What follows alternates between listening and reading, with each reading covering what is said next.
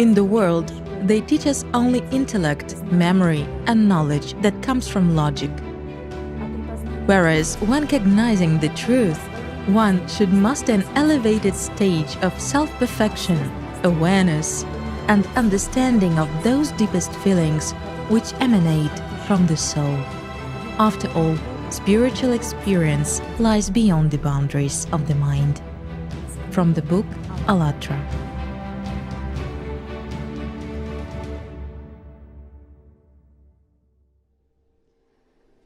Hello, dear friends.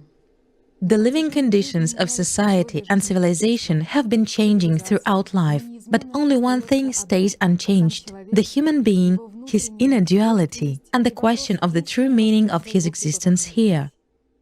At all times, this very meaning of life has been and remains the spiritual liberation, which has been achieved through the practical experience of exploring yourself, your true nature, as well as by means of self-perfection in various spiritual practices.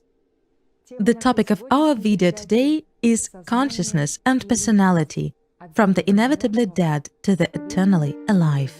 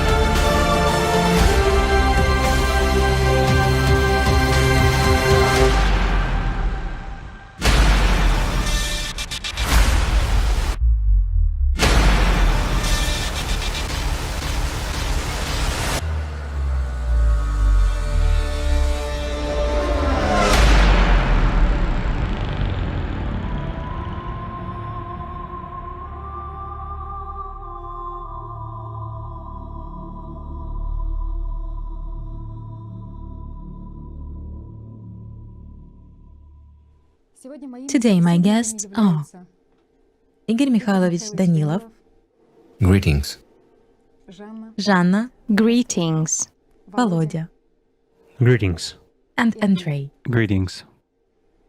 Igor Mikhailovich, after watching this series of videos, the truth is one for everyone. With your direct participation, people from different countries of the world sent amazing feedback. These responses are diverse, but what's important is that many people who watched, especially the previous video, felt for the first time in their life your spiritually filled silence at a completely new level of spiritual perception. Many of them felt what the deepest feelings are, that boundless spiritual, a part of which is in themselves. This is an integral part which should predominate in all people. This is a natural state for normal people. They have discovered it within themselves, this deepest understanding of the essence without words, which is strikingly different from the usual thinking and work of consciousness. So not everything is lost. And it is joyful that many people noted that the most important dialogue really didn't take place in words, but at the level of the deepest feelings. After the conversation, they compared what was happening to a sort of discovery of the source, or to the ocean of immeasurable joy. And the interesting thing is that I was often asked by many people about the universal language or a proto-language. But in the previous video, we were understood by people who are absolutely not familiar with the language we speak. I mean, verbally. Such an interesting point. People, after watching the videos, were imbued with the deep meaning of their religion, its foundations, the importance of that spiritual knowledge which was conveyed through its prophets. And in the spiritual, they found that initial supporting step which the understanding of the foundations of their religions and beliefs begins with. I would like to read a few letters on this subject. Bismillahirrahmanirrahim. In the name of Allah, the most gracious, the most merciful. Jazakumullahu khairan. May Allah bless you. The topic is very relevant for today. The video had a very strong impact. It has a deep meaning for understanding my religion, my path. It is conveyed through the fruit of honesty. In one of the hadiths, the Prophet, peace and blessings of Allah be upon him, according to the words of Al-Hasan ibn Ali, the messenger of Allah, peace and blessings of Allah be upon him, said, "Leave that which makes you doubt for that which does not make you doubt. Verily, truth is tranquility, and falsehood is doubt." Barakallahu fikum, blessings of Allah be upon you. And here's the second letter, which came from a totally different part of the earth. I'm a Christian. I was reading the Bible and tried to imagine where this invisible heaven of God is, this spiritual reality, not the material one. How to get there? What did the first intention, the first step of the true path of the Holy Fathers begin with? My understanding from the mind was vague and uncertain, and only today, thanks to this extraordinary video, I understood the depth and simplicity of the feeling of God's grace without any words. As the Bible says, "What no eye has seen, no ear heard, nor the heart of man imagined, is what God has prepared for those who love Him." Now, when listening to the sermon in church and reading the Bible, I began to understand the depth and truth of the teaching of Christ, which the church gave us. I realized what the kingdom of God is within you means. I understood the words of Jesus Christ when He answered, "My kingdom is not of this world." Igor Mikhailovich. These and other letters highlighted the key point, where the practical understanding of the knowledge of any spiritual path leading to God should ideally start. From the practical contact with one's deepest feelings. Today, many people's attitude towards their religions is habitual and indifferent, simply as towards a tradition. In today's society, a person doesn't understand himself and the importance of living by the spiritual world. At best, people try to study their religion, but on the basis of ideas of their consciousness. Here there is a little but. The study of religion is one thing, but the path to God is another. All religions are good. We have already talked about this more than once. There are no bad religions, and they all lead to God. But the question is what the person wants, what he chooses. Many people like to simply participate in religion as a theatrical performance, just to be a participant, while many others strive for God. And the difference here is significant. If people get involved in some kind of religion so that neighbors don't frown upon them, this is one thing. But if they get involved in religion in order to come to God through it, it's completely different. And here it must be said that all religions are united by one meaning. And the meaning is simple, it's the path to God. Igor Mikhailovich, in the videos you have said that any religion contains grains of knowledge, and in order to follow the path leading to God, one should at least understand in practice that there is a different perception through the deepest feelings. Igor Mikhailovich, there are about 300 religions in the world, and everyone in his religion says that it is his path to God that is the only correct and true one. People say that from the mind. This is exactly what those say who, like a bad guide, lead people into a swamp from which they will not get anywhere.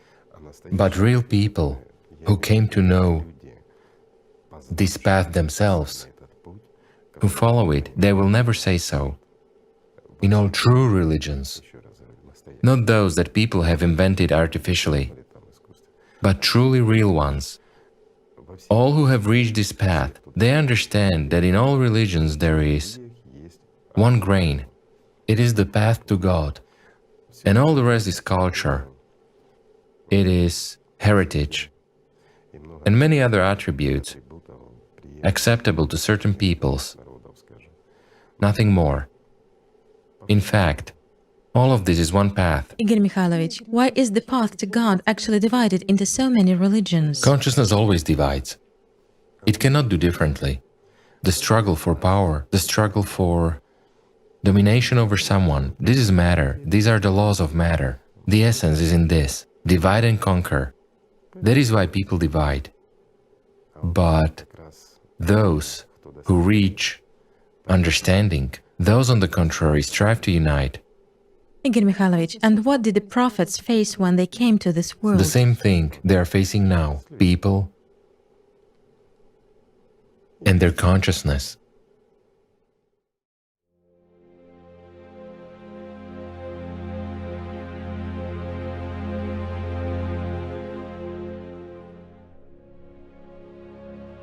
Nothing changes, at least in the methods by which the system influences people through their consciousness. What did the prophets face? First of all, an incomprehension by people who demanded from them magic and all sorts of miracles in this world to confirm that they are prophets. Distrust, discontent, mockery, all kinds of insults, up to an open confrontation. That's what the prophets had to endure, not only from those in power, but also from ordinary people. Consciousness does not differentiate by who is in power and who is not. It attunes everyone to one wave of the animal mind, first of all, to the consumerist wave. And when the prophet comes, then for the system, it's a real threat, and therefore it begins to resist in every possible way through all of its slaves. And slaves are not only those in power. There are many good people among those in power too, but unfortunately among the so-called ordinary people, there are a lot of slaves of the system as well. In fact, all of this exposes the face of the animal mind system, the way it works. The animal mind system does not know and does not understand what the spiritual world is. This is in the first place. That's why it opposes it in every possible way, and for it the prophets are a threat to its total power over human personality. That is why it acts through people's consciousness, through pridefulness imposed on their personality by such methods, making them aggressive and causing fear in them. And fear leads to direct confrontation. Here again, fear, it would be interesting to note why a person is afraid of a prophet or a spiritual being, so to say. After all, he is not in any danger. These are peace-loving beings. When faced with a prophet or an enlightened one, some spiritual person, people experience genuine fear and anxiety while near these beings, because consciousness is experiencing it, because this threatens the system, and consciousness activates its influence on the personality precisely in the negative vein. It tries to drive them into a stall this way, through consciousness, through pridefulness, aggression and fear. Precisely with the hands of the people themselves as its slaves, it tries to counteract any spiritual manifestations in the first place, to counteract what gives people real freedom from the shackles of the system.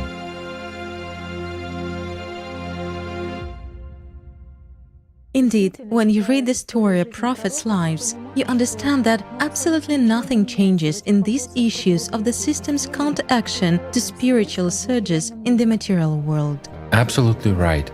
Take, for example, the Prophet Muhammad. In his activity, he encountered such manifestations many times, which the system activated through the consciousness of people around him, sometimes the closest people.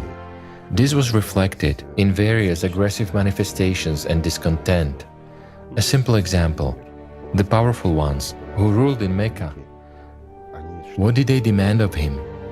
First of all, they demanded of him a direct proof that he was a prophet, such as move the mountain, turn the rivers back, everything as always, manifest the God's will here in the three-dimensionality, change or do something, prove to us that you are a prophet. This is natural that people require miracles from the prophets. Because it is consciousness that rules over people and requires magic and endless miracles for itself. Yes, no matter how many miracles you show people, they will still doubt. They will question any miracle that the prophet would show. This is really so, because the demand for miracles comes speaking the language of Islam from Iblis, from the shaitan, that is from the devil. After all, it is pridefulness and arrogance that caused the fall of Iblis. Yes, in the Quran, in the Surah 15, such a moment is described when Allah the Almighty told Iblis that he has the power only over the misguided ones who follow him. All of them in the future life are doomed to hellish tormenting punishment with fierce, blazing fire. Again, what does it mean? Fierce, blazing fire that befalls a person after death. In modern terms, this is a state of subpersonality. So even today in the Holy Scriptures, despite their numerous translations, grains of knowledge have still been preserved, very good words. But they are good only for those who understand their essence. Here again, I will digress a little. How does a person interpret all of this? With consciousness, he perceives it as a fairy tale, no more, no less. Only one who has gained experience understands that this is not a fairy tale, but truth. That's the trouble. As the saying goes, no one is a prophet in their own land. Jesus said to them, a prophet is not without honor, except in his own town, among his relatives, and in his own home. This is really so. This is a simple understanding. There was a man who knew you, or a group of people. You grew up together. And then a revelation comes to you or descends upon you, and you become a prophet. And what is a prophet? A prophet is the herald of God. He is the one who conveys the truth, sent from God. But people knew you, they grew up next to you. What will affect them in the first place? Will they listen to what you say? They will not. They will look at you and think, how is that? He or she grew up next to me, and now he speaks about God. Is it not so? Envy. And what will engender it in them? Hatred. The hatred that will be engendered in them, above all by their pridefulness, because it was not upon them that the revelation descended, but upon you. Therefore, no one is a prophet in their own land. I would put it this way, no one is a prophet in this world, for those who live by this world.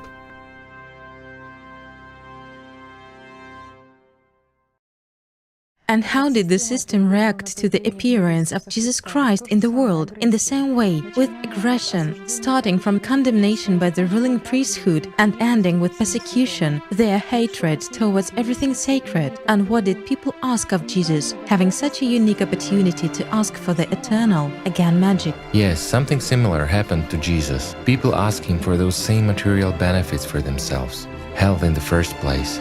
And in general, it must be said that not only Jesus, it is an established opinion that if a person is spiritually enlightened, then he must be perfectly healthy, happy and rich in this three-dimensionality and so on.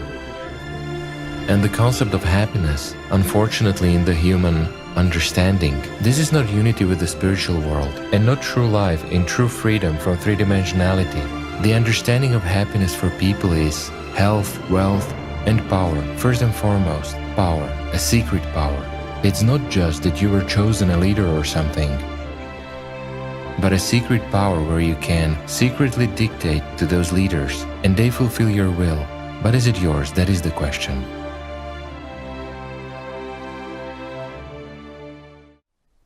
health, wealth, power. That is, all the attributes of consciousness in this three-dimensionality, all that is perishable and frail, all that is mortal and temporary. Yes, it turns out that all the material attributes of the system are imposed on people's consciousness. Why do many people seek to know the so-called spiritual knowledge in quotation marks? In fact, they seek to learn magic to possess some kind of hidden divine power that will allow them to have power over other people in three-dimensionality. But this directly contradicts the spiritual world. In the spiritual world, the concept of power does not exist. It is precisely freedom from all these three-dimensional problems there. Why? Because there is no evil there, no grief there, no envy. Happiness and freedom are there. It's hard for people to understand this, being enslaved by consciousness, because for a person who lives by the laws of this three-dimensional world, for him a real freedom is when he can do what he wants. For him the real power is when he can secretly influence someone. That is magic, that's ordinary magic.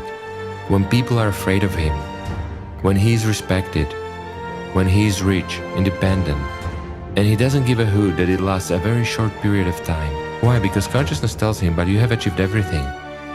Or, most often the consciousness says, you will study, you will learn this, secret knowledge, magic, and you will possess it. But as a rule, it does not give this knowledge to people. It only promises it to them. Although the system gives many of its adherents both earthly power and wealth, even health to some of them, but it takes more later.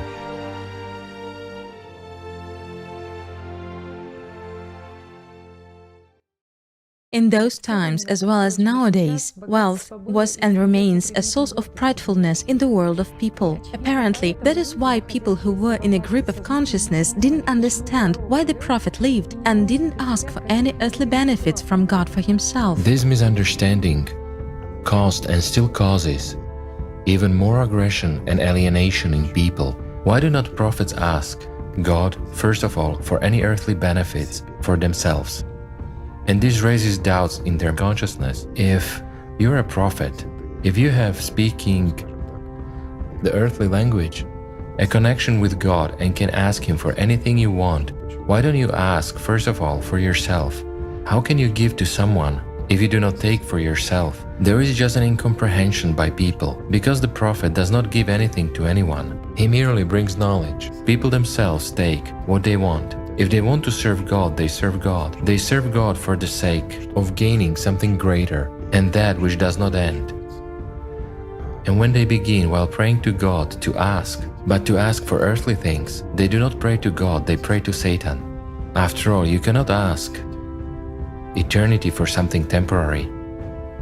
You cannot ask life for death. There is no such thing. While any earthly request, material request, no matter how precious it would seem to people, I would like to examine this point. In ordinary human life, people have attachments. There are relatives, family, people who are near and dear to them, well, and simply life. Especially when someone close becomes sick, people want to help. They start praying, asking God to give health to relatives, loved ones, dear to them people. They promise that they will pray to God and so forth. That means there goes on negotiation with God. The negotiation about what? About health. After all, they do not ask God for immortality, for salvation of the soul, as they say in religious language, for their relatives and friends. They ask for health, while health is an integral part of material benefits. On whose behalf do they ask for it? On behalf of consciousness. And who tells them this? Consciousness. And whom do they address in such prayers? The system, the one who owns this material world, the one whom it belongs to. After all, in almost all religions, in one way or another, it is said that there is a prince of this world, that is here in this three-dimensional world. There is his own prince who rules this world, and it is he who gives those material benefits to people when they deserve it, that same health, but in exchange he takes the life. People do not understand this, because many, once again directed by consciousness, believe that better to have 30 years of beautiful life than some kind of eternity. Maybe it exists, maybe not. Better to live here, and then whatever will be, will be. People simply do not understand that 30 years or 100 years is just an instant. A person will never get enough of life. And there is never enough health. It all passes. Everything is really simple and everything has been given. If you want to be healthy, get treatment, look after your health. If you want to be rich, learn, work, and you will be, of course you will. And this does not contradict any laws. If you want power, go into politics, gain this power. If you want, you will achieve. The question is in something else. The point is that you cannot use magic to acquire some kind of earthly goods. Why? What is magic? Magic is, first of all, the expenditure of life forces, those forces that are given to you for performing spiritual sacraments, and you use them in your desire and direct them towards acquiring something material. Whatever material boon you acquire, it is still temporary. In this, a substitution occurs. Well, what can you do? The system is strong. Nothing changes. As people have been people, so they remain. Rather, not people, but their consciousness. Since the system is one and the same, it seems that people are different, consciousnesses are different, but the system is one and the same. Let us take, speaking in modern terms, all kinds of gadgets, phones, tablets, laptops. They are different, but they have almost the same programs. And when they go online, they go to the same internet and get the same information. Well, it's something like that, with the consciousness, with the system. But it is very important here that the operator understands which programs may be activated and which ones are not needed, and what will he pay for it.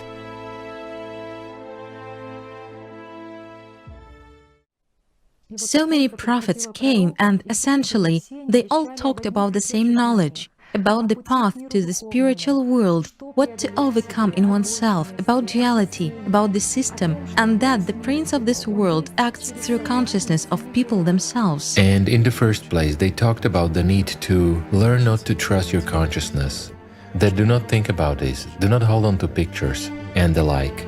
The prophets really talked about this a lot. But what is the human's trouble? It is that, in reality, human consciousness doesn't need prophets and doesn't need knowledge. Or, if we generalize, then people do not need prophets. They need genies that fulfill their wishes. But here it would be more correct to say, not people, but human consciousness. What is a human being? A human being is, first of all, a personality. That is one who is not controlled by consciousness, but one who controls his consciousness. And if a person is not able to control his emotions, his consciousness, he is under the power of Satan. And naturally, in that case, this person, first of all, collects stones. For what? To meet the prophet with stones. With stones of doubt, pridefulness, the system's envy. That's what the prophets faced, even from close ones, from brothers. A stereotypical phrase from consciousness to any search from the spiritual. No matter how much you prove it to me, I still won't believe you. And who spoke with these brothers' lips? It was exactly Satan speaking. That is, consciousness. No matter how much you prove it to me, I will not accept it. Why? Because consciousness hates the world of God. And here lies the very first reason why the human consciousness rejects all the divine, because the human consciousness is mortal. It's like your old computer. It's not eternal. Eventually you will change it. Igor Mikhailovich, it turns out, while the prophet was living, the knowledge that he brought to the world essentially was alive, not distorted, one can say, thanks to his, authority. No. It just was not distorted that quickly, but it was distorted during his life. Again, if we take Muhammad, we talked about this well, and anyone can familiarize themselves.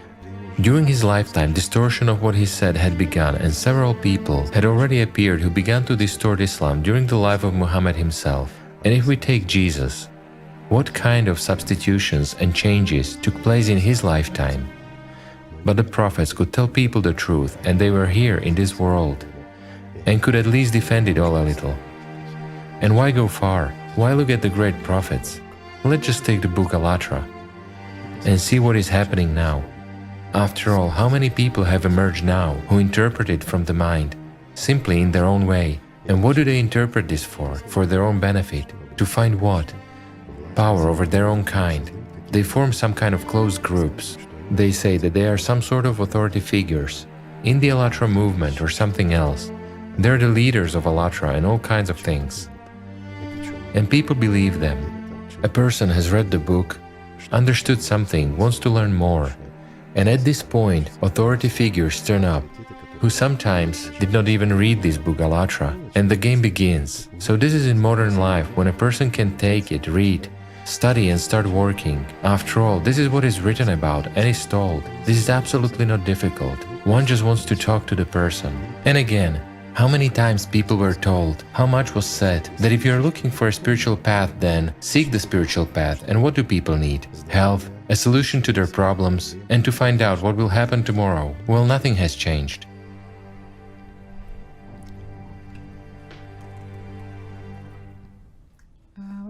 And what should people do to ensure that the same thing which happened to the knowledge in those days doesn't happen to AllatRa? Well, this is the human choice. What they will choose will happen. Those who aspire to life, nothing will stop them. And those who seek to serve the system, well, can you save the dead from death? Now we see not only bad examples, but also many good ones, both in the movement and among those people who are waking up. There are many more of them, and this brings more joy, that people hear, that people feel. And here is the key, it brings more joy. This brings joy. That's what it is for. That means they multiply spiritual joy inside themselves by working on themselves, by their actions and deeds. Right, they defend the position of the spiritual world in the material world. Thereby, they bring joy. And joy is like a light in the dark. And the more such lights ignite, the more darkness recedes, the more joy there is. You see how simple it all is? Simple, very simple. Like light and darkness. Because through the darkness of consciousness, a denial of everything holy occurs. First and foremost, a denial of everything holy in oneself as personality. Yet, what can the dead beget? The dead exactly begets the dead. While the alive exactly begets only the alive, it begets this inner spiritual love. And this is very important. It is very important. It is very important to find this source in yourself, because it generates the boundlessness of inner life. It reveals the inexhaustible source of happiness and joy. It is boundless and infinite, and it gives life to those who accept it through the deepest feeling. It gives life to those who have already made their choice and live by it every day.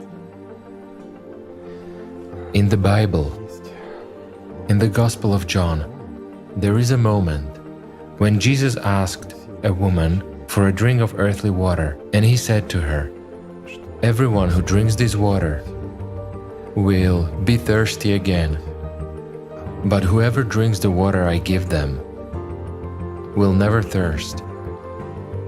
Indeed, the water I give them will become in them a spring of water, welling up to eternal life." These are profound words. Again, they can only be understood with an open heart, as they say in religion. And if you approach it with the help of consciousness, then it is completely impossible to understand. And we are reducing all this to what? To the fairy tale. So can you trust the prophet? With the help of consciousness, no. With the spirit, yes. Personality does not need a confirmation, it knows who the prophet is, because it feels this and reaches out. But consciousness gets in the way of the personality that reaches out for the prophet. Why? Again, because of pridefulness and power, and it begins to tell the personality, do not believe, chase away, take a stone and throw it at him. Because he is the same as you, he is made of flesh. And you are made of flesh, but the spirit cannot be seen. If he were a prophet, he would give you everything you want, then you would have believed. And if he does not give it to you, but only tells you about what you don't know, then how can you believe him? And the consciousness is always convincingly persuading the personality that this is not so. And what you feel, it says, is a mistake. This is your hope. God is the one who gives you everything you ask for. He is like a parent. And really try to argue against that. When you ask your parents for water, will they give you, well, let's say instead of water, a burning hot lead? Of course not, these are parents. They love you. When you ask for food, will they give you stones? Of course not. These are parents, they will give you bread or what you ask for, so that you satiate your flesh. The same with God. You ask Him for money, He will give it to you, because He loves you, if it's a real God. This is how consciousness reasons.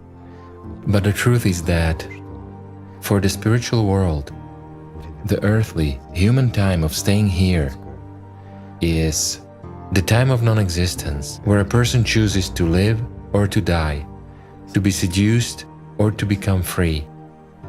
And everything carnal that comes from Iblis or devil, as they say, or from the consciousness, it might be said, from the universal mind, for atheists to make them happy. All the emanating material desires that are dictated by consciousness, they're temporary and do not bring anything with them. Even the desire to know God, coming from consciousness, is always perverted, and it always makes a secret out of it.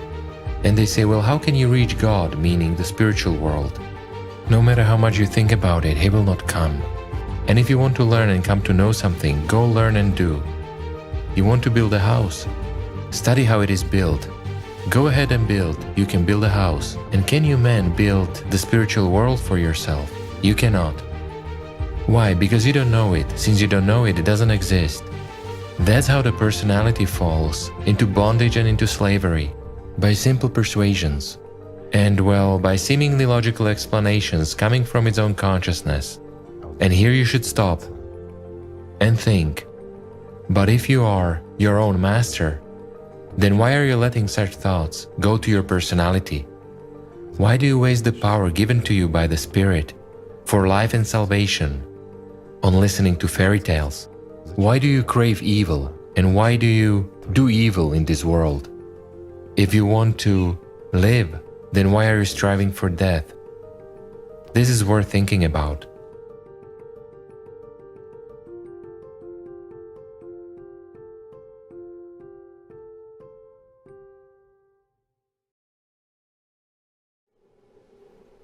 Who opposes? Consciousness opposes.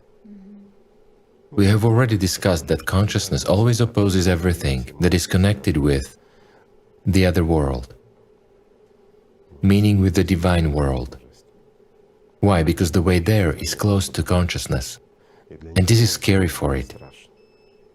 That's why such problems arise. So during the life of the Prophet, he wasn't always understood. He was understood by those who aspired to God, while those who lived by the laws of matter, those who aspired to power, simply used his teaching in order to create, let's say, their own trends and certain manipulative schools. These are people who direct the power of their attention not where they should, and live according to the laws of consciousness. Igor Mikhailovich, in order to start the spiritual path from perhaps the first contact with God to living in the spiritual world, some tools are needed. For some people, these tools are prayer and meditative techniques. And this has been so at all times, from antiquity to modern religions. In that very philosophy, we can find a lot of that very Plato who was looking in Egypt for some mystical... It's not the path to God he was looking for. He was looking for means of manipulation. And,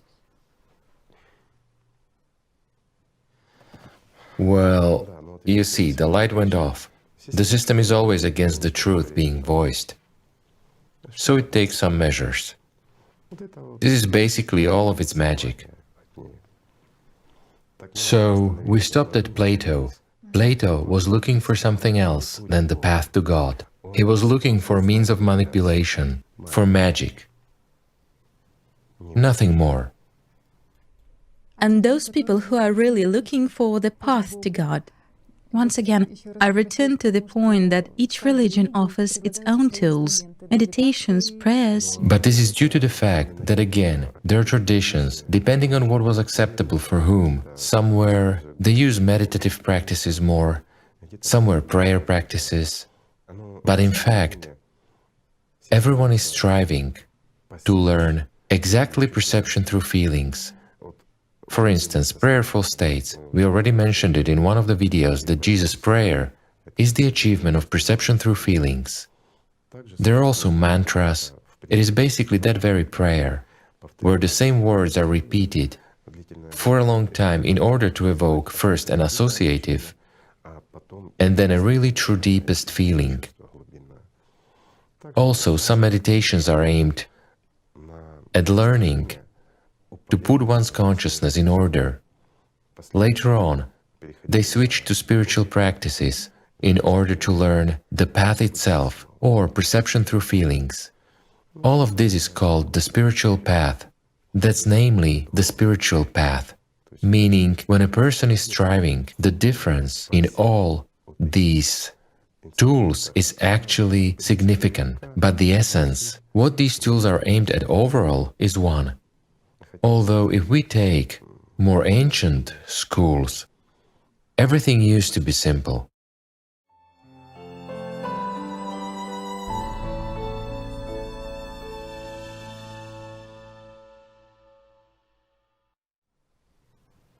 What leads to God? Naturally, path to God is through spiritual practice. But again, what can be called spiritual practice? Well, everything. Autogenic training can be called spiritual practice, as well as meditation. And prayer, it is spiritual practice. It is work on oneself, in getting to know the spiritual world. Some people progress very easily and quickly, meaning they are capable of realizing the very essence of this process, and very quickly switch to perception through feelings. But this is, let's say, a bit complicated. That is, if we take a group, well, one person out of 1,000 in the best case scenario, while the rest, if they strive, if they have such a need, will have to take the longer way, which has been tested through millennia. It is autogenic training, meditative practice, but the approach should be serious, as towards a tool. Subsequently, there will already be spiritual practice. Well, the path is not so difficult, and it doesn't take too much time if you work hard and really strive for it. But there is also a little problem that people don't want to do this. Consciousness hinders them. They will not even do autogenic training properly, but they will talk and wish.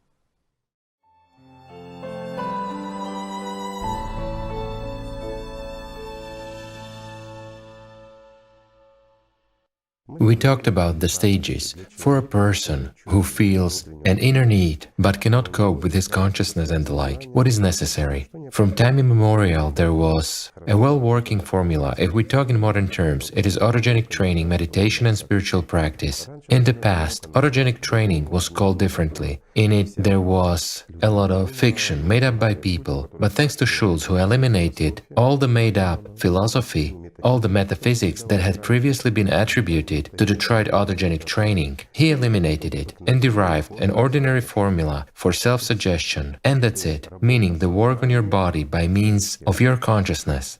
But it is just the first basic step. The second stage is meditative practice. It is when the work with your consciousness takes place. With the help of it, you learn both consciousness and more complex techniques of autogenic training. It is precisely the work with chakrans and everything else. These practices boil down to what is a more perfected autogenic training and nothing more. In autogenic training, you work on your body by means of your consciousness. That is, a person learns to apply the power of his attention correctly, redirect his attention correctly, focusing on a specific area of his body. Thus, he cut off or suspended the flow of thoughts in his head, meaning he chose only what he needed. Subsequently, in meditative practice, it is more work by consciousness with one's consciousness, meaning a person taught his consciousness discipline, and of course work with the body at the initial stages. Basically, is the same autogenic training, only the sensing and feeling of energy flows were added, the work of chakrans and the like. By and large, this is autogenic training. This is nothing more than meditative practice. Spiritual practice is purely spiritual practice. Consciousness has nothing to do with it. This is perception through feelings. Therefore, there is a transitional, there are altered states of consciousness. What are the altered states of consciousness? These are forms of consciousness. It's the same consciousness, but with an altered perception. But still, it's not the freedom of personality. So an altered state of consciousness is simply a change in frequency, for example, Autogenic training, meditation, hypnosis, and different things. These are all the tools of consciousness and nothing more. Spiritual practice, for understanding, is beyond the abilities of consciousness.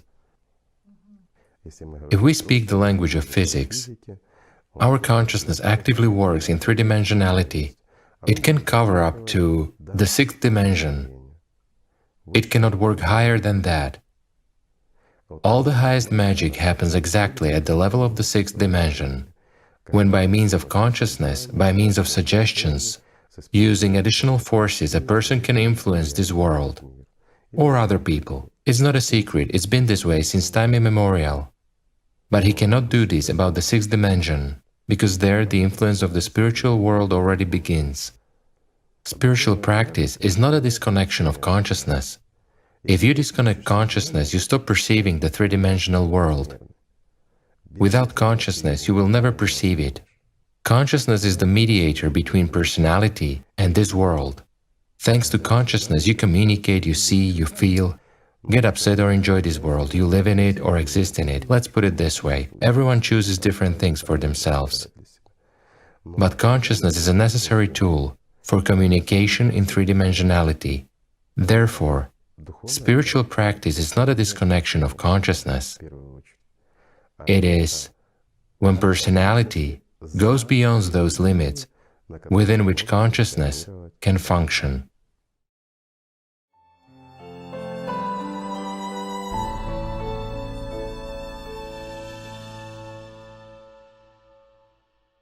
And the third stage is purely spiritual practice when a person already realizes that he is personality.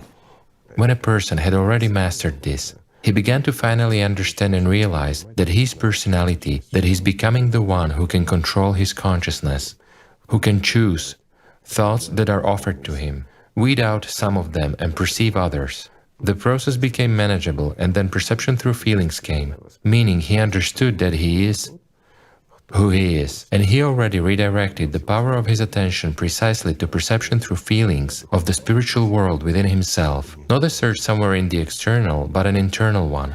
Ultimately, this naturally led to the discovery, as they used to say, of great secrets. But who was saying it? Consciousness told people that you cannot comprehend because it's a great mystery without a teacher or someone else. You need to meditate for 20 years and only then move on to spiritual practice. In reality, everything is simple, but again, the realization that a human is personality and he's not consciousness, but he is just, as we already discussed, a viewer in the theater of shadows. It comes gradually. For some people it's very fast, but those are very few, while mostly it happens slowly and in stages, and people often get confused. Consciousness often gets in the way, telling them, no, it's not so, you will fail. People habitually start listening and they fail. But those who really strive for God, who really seek to know, they learn easily and quickly. that is, a person masters spiritual practice already by means of the deepest feelings. Spiritual practice is performed through the deepest feelings, but it's not performed by means of consciousness. Skeptics and those who like to seek confirmations, I mean those who are unwilling to explore on their own,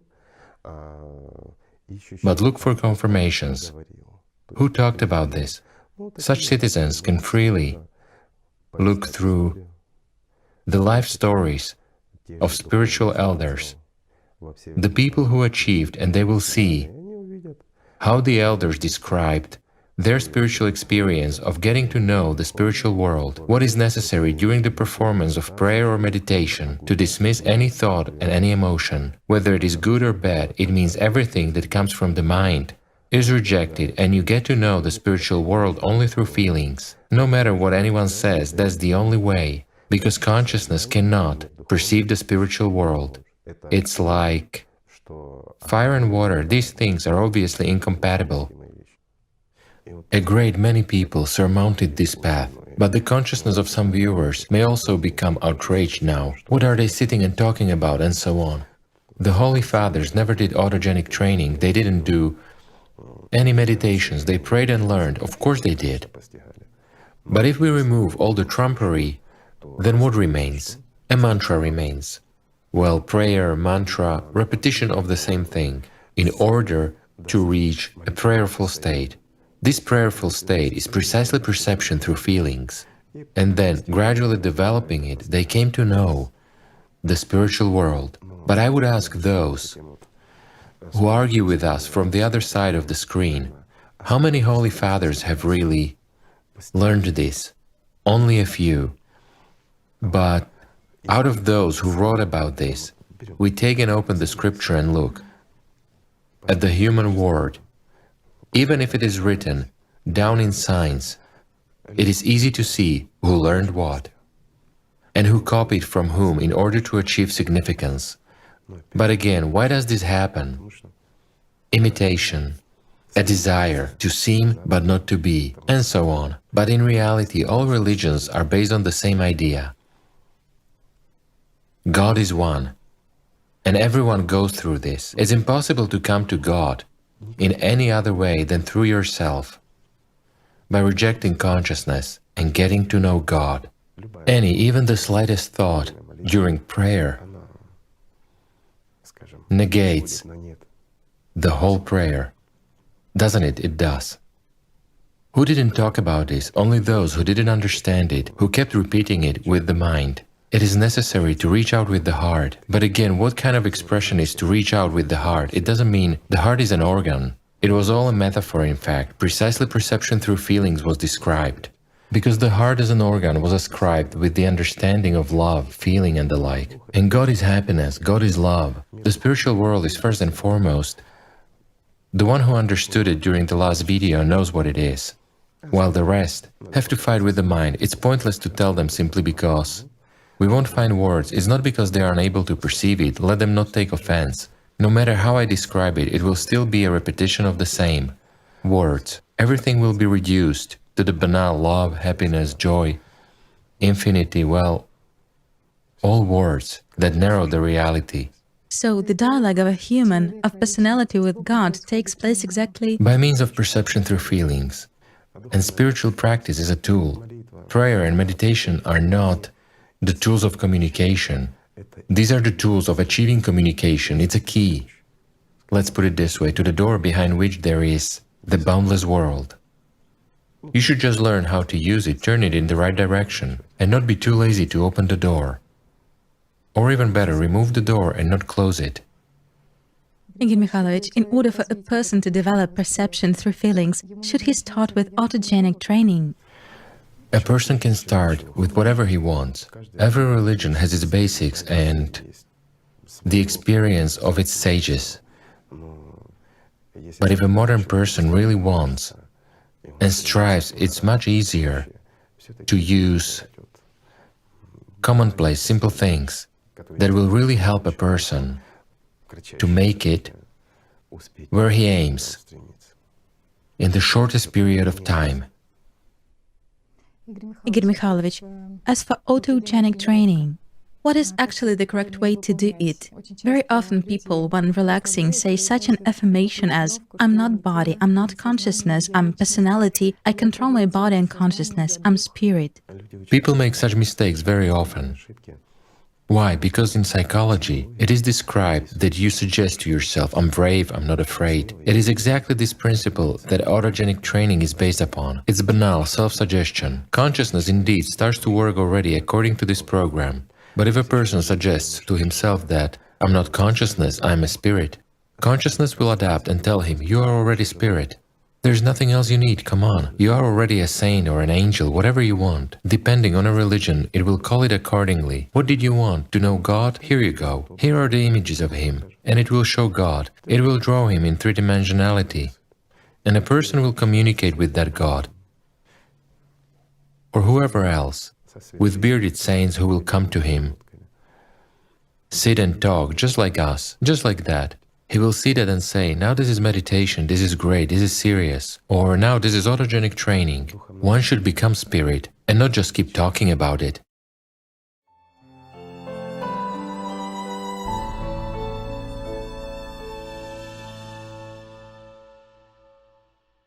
One should become spirit and not just keep talking about it. You shouldn't work by means of consciousness. You shouldn't persuade your consciousness. Persuade yourself by means of your consciousness, using again your consciousness and its directives, because these are exactly the directives from consciousness over personality. Do you remember we talked about actors and the viewer? So, when personality is a viewer and actors are exactly consciousness, they split up and say, they tell each other, you are spirit, you've already learned everything, look how beautiful it is. And then it transforms immediately, like a demon, into any saint or someone else, doesn't matter who. But what did true Holy Father say? That whoever appears in front of you in a human image, chase him away because it's a demon. And many misunderstood, how come? It's a sin, it is. To you personally they've appeared. Never will anyone appear in three-dimensionality. In three-dimensionality there are people and there are demons.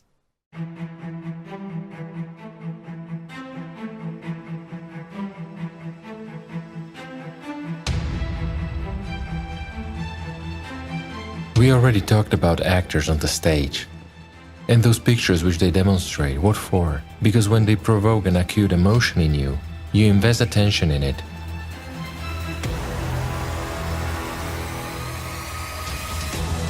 And the brighter the picture, the more attention is invested. And this is the funding for the actors. We already talked about this. Everything is simple. Well, here you have the same actors who, a stout, big man acts out, pardon me, a thin blade of grass. He acts out the blade and imposes it on you, but you do see the discrepancy. In the same way, personality feels such discrepancies and substitutions, and it also wants and aspires, just like you would aspire, to go outside and see that very blade of grass instead of the stout man who imitates it, right? Personality is actually in deep darkness until it gains spiritual vision and spiritual hearing. There is such an expression, and it is nice, when it sees the reality. But until it possesses this, it's like a child, sitting in the auditorium and listening to everything it is told. Nothing more than that. Outside this theater of the absurd, there is an immense world. The only one who can leave this theater and come into contact with the spiritual world is you as a viewer, meaning as personality.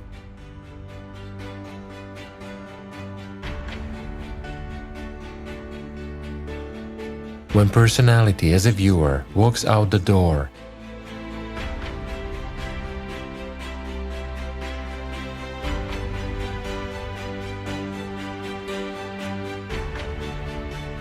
it loses its actors.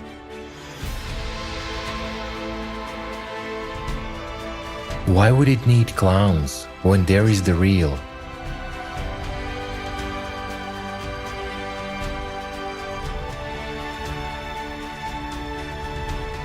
Why look at the illusion when there is reality? Why cling to the temporary when there is eternal?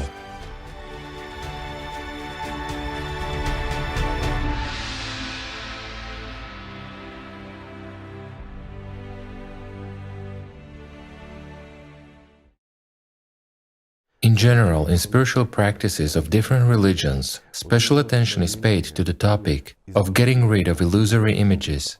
That is, in Christianity, Islam and Buddhism, as well as in more ancient religions, it was emphasized that there mustn't be any images, meaning three-dimensional ones, especially in spiritual practices. Yes, there is a difference here. Let's say, when you hear this for the first time, or you read about it, and your consciousness protests, saying, how is that? Why mustn't there be any images? And it's an entirely different matter when you know it already in practice, when you already have your personal understanding in the form of experience why it happens exactly this way. So all these references in the religious literature become clear when you yourself practice. Yes, it is exactly your own experience that gives this understanding, and you already have first-hand knowledge about what these phenomena are and how they divert you from the most important. And there are plenty of mentions of this. For example, there is an ancient Persian treatise on Sufism, the book by Al-Hadriri, which is called The Revelation of the Veiled. There is an expression there by an Islamic scholar of the 9th century, Al-Junayd al-Baghdadi, which says, "If God should say to me, 'Behold me,' I should reply, 'I will not behold you.' Because in love the eye is other than God. Since in this world I was wont to behold Him without the mediation of the eye, how should I use such mediation in the next world?" And it is interesting when in practice you already understand that in order to feel God in the depth of the soul, you don't need either eyes or the ordinary earthly hearing or any illusory three-dimensional images, because they're like obstacles from consciousness, from the system. This is what hinders. Right. In Christianity, there are also lots of mentions about this, about the fact that a person shouldn't be tempted by illusory imagining of the spiritual. And the Holy Fathers warned that mind, on its own, can have the power of dreaming, that it can easily create illusory images, and in order not to be harmed by it, one should keep the mind colorless, formless and imageless. For example, also in the Philokalia book, in the 5th volume, the Venerable Gregory of Well, for Sinai... those who don't know, he was an Orthodox saint of the 13th century who revived the practice of Jesus' prayer on Mount Athos. Yes, absolutely right. He was one of the first hesychasts. So he also wrote that if while engaged in spiritual work, you see a light or a fire outside you, or a form supposedly of Christ, or of an angel, or of someone else, reject it, lest you suffer harm. And do not pay court to images, lest you allow them to stamp themselves on your intellect. For all these things that externally and inopportunely assume various guises, do so in order to delude your soul. Many saints, even before the times of Gregory of Sinai, also said that one mustn't keep in mind any images or thoughts while doing spiritual practice. And it doesn't matter whether they are good or bad, meaning even if they are not bad, still one mustn't focus on them. Your appeal, your attention should be on the inner content of the essence, on the perception of the spiritual world through feelings. This is very important for those who practice regarding thoughts, that it doesn't matter whether they are good or bad, these are thoughts. People misunderstand this point. They say, if good thoughts come to me during meditation, it's nothing terrible, is it? They are actually good. All this is probably a consequence that in some religions they say it this way, in other religions in another way. Well, they are just talking.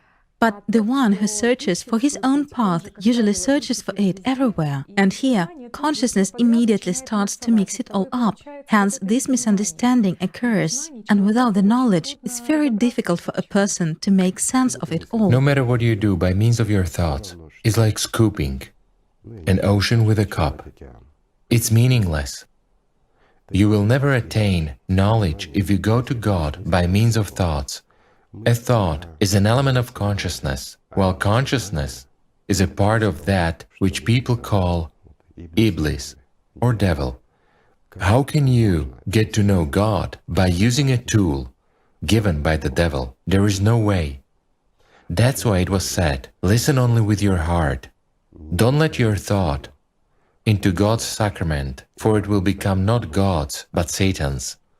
That's the point. And this was said by those who came to know it, yet others said exactly the opposite. There should be purity and concentration of the mind.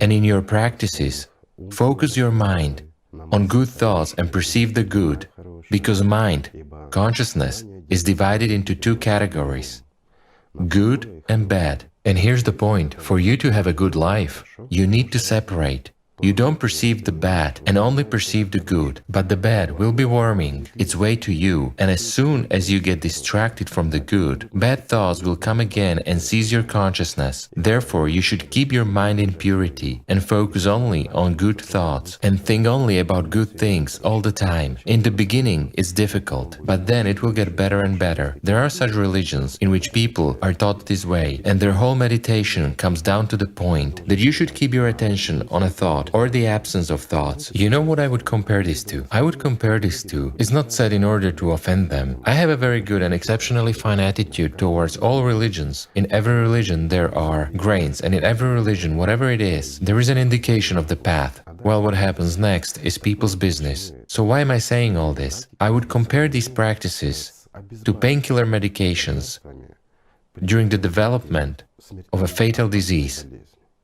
When taking painkillers, a person feels better, peaceful, almost healthy, while the deadly disease is progressing more and more and definitely leads to a lethal outcome. Why? Because there is a relief of pain, but there is no treatment. So the disease is developing freely and invisibly. This isn't right. Any work with a thought is just horseplay in a sandbox, in the material, three-dimensional sandbox. Whether you think about good or think about bad, you think, and you don't perceive what is deeper. I would give one more comparison. You've come to a lake, and you're admiring its smooth surface. Have you explored this lake, its depth, its waters? Until you dive in, you won't know. In order to know what's in these waters, you need to dive in. While to look at the waters and to talk about what is floating on their surface is possible, of course, but you will not know what this lake is actually like. Something like that. Yes, and all these images are like an illusion on the surface of this lake, like a vapor on a hot day. And here there is such a point that consciousness puts forward everything that is known to it. It will always substitute, it will always fill in the blanks, it always distorts and completes the picture with something ephemeral. Anything to lure a person. And it draws from the storeroom of its memory everything that it knows and everything that fits in. But it happens only when a person stands on the shore and doesn't dare to enter these waters, this lake, meaning he doesn't move forward. These images are like a means to attract attention. That is, for a person who is searching for this lake, they attract his attention. But for the one who already wants to know the depth, for the one who wants to dive into this lake, they already begin to distract. Absolutely right. As we already said, images distract, and on the contrary, they attune personality. Well, what happens? Let's just consider an image.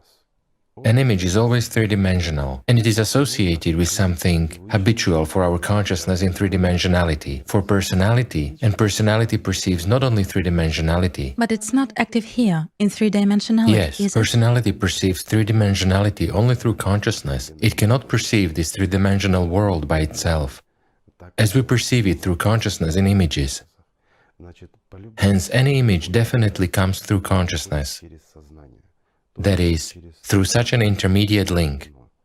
Is it possible for a person to enter the spiritual world by means of consciousness? It's impossible. But information, even that very knowledge, is spread, in the first place, in three-dimensionality. And when a person feels that it is true, he begins to study and become free by means of that very consciousness.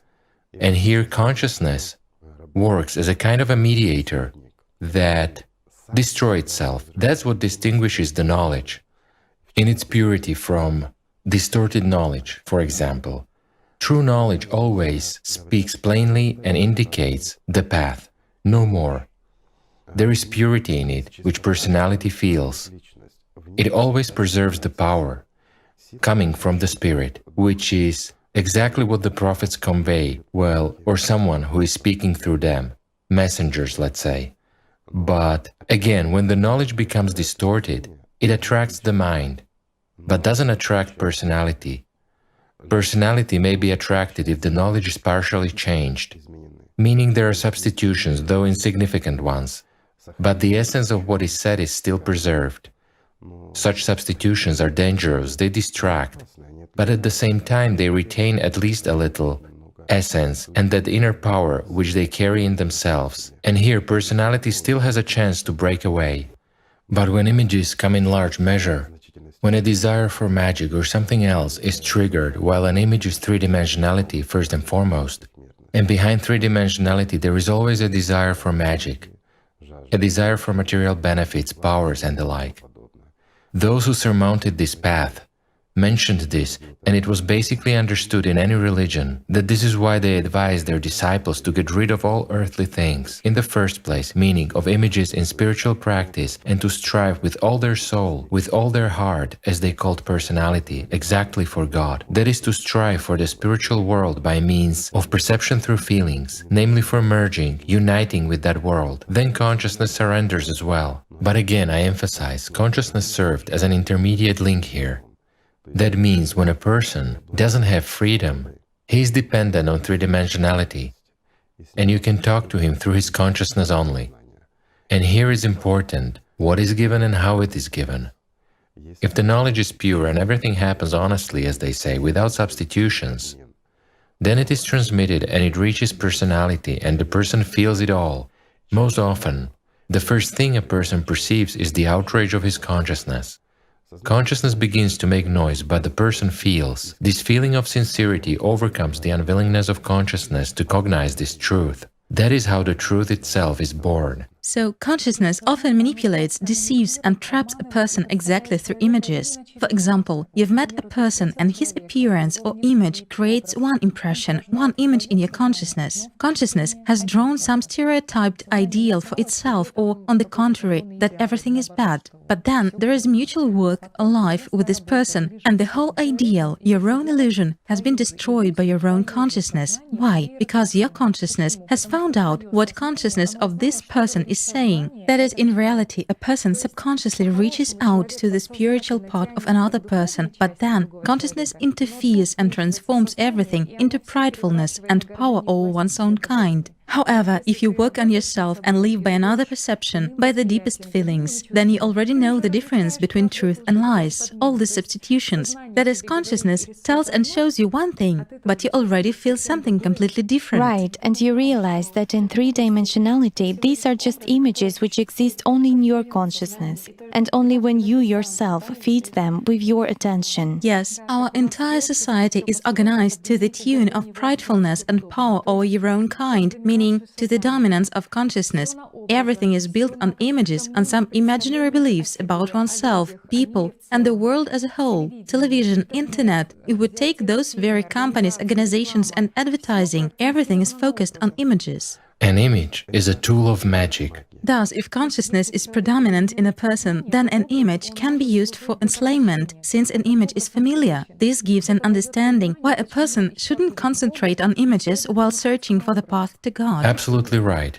For example, let's consider enculturation. What is enculturation? It is sheer images. It's an adaptation of a new religion to the culture of local people and, as a result, a replacement of traditional religion with a new one. Absolutely right. Let's consider Christianity. What was happening when they began to disseminate that very Christianity?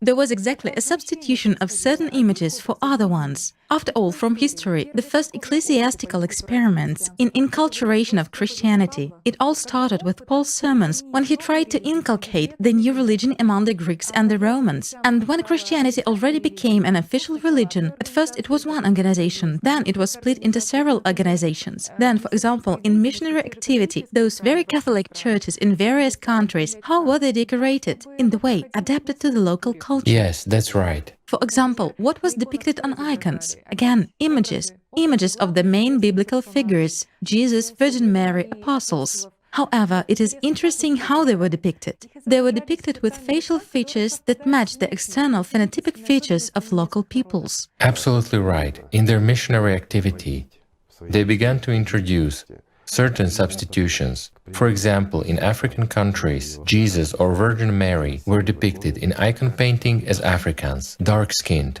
It's a habitual image which was not rejected. Why? Because supposedly the white ones would have been rejected by the majority of people.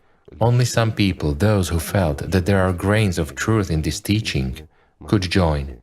And taking into account that the religious organization is first of all an organization and large-scale involvement is essential for it, that is why such substitutions were introduced, where saints were presented as dark-skinned. They were familiar, they were understood by the African population, and those accepted them easily. Inculturation took place in the substitution not only of images, but also of many holidays of certain religions, which Christianity replaced. They partially introduced cult ceremonies of those religions which predominated in the territories where Christianity was being established.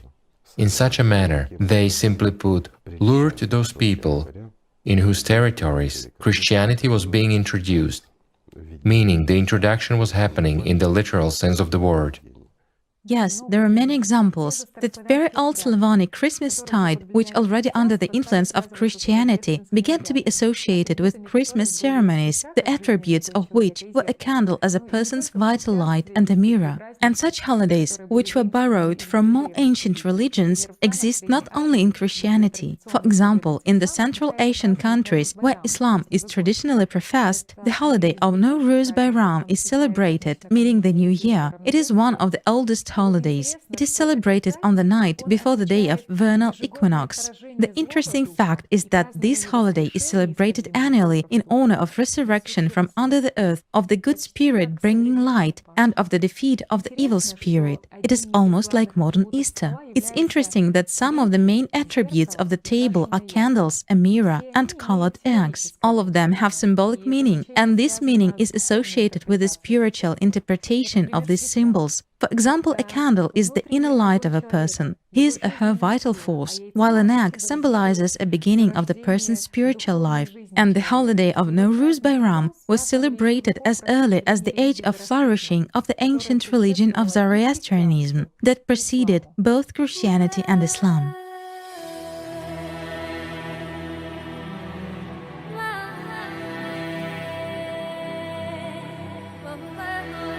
Life cannot be temporary. Only existence can be temporary. Rigden Japo.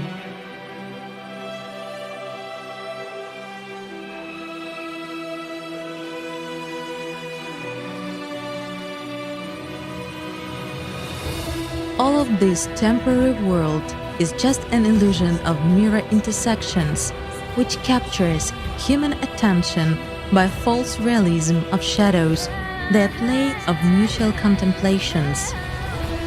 These are multiple mirror reflections of the One, which make up the essence of the illusory world, the world of numerous pseudocopies. While turning, these mirrors only distort the reflected light and are not light in their essence.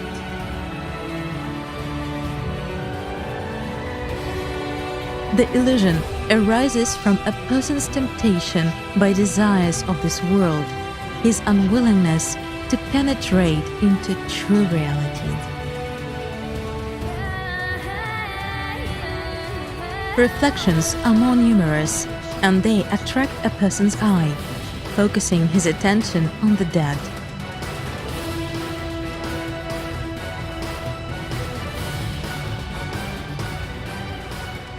The true nature, the inclusion of the power of Allat, was compared to a burning candle.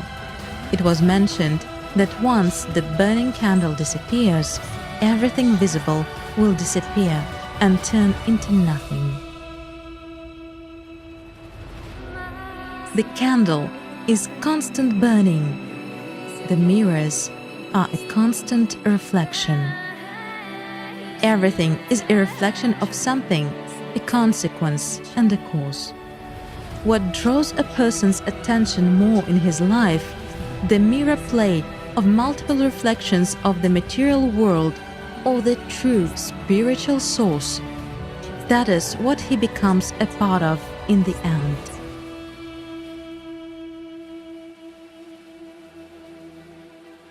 Only the one who is not bound to the visible takes care of the soul.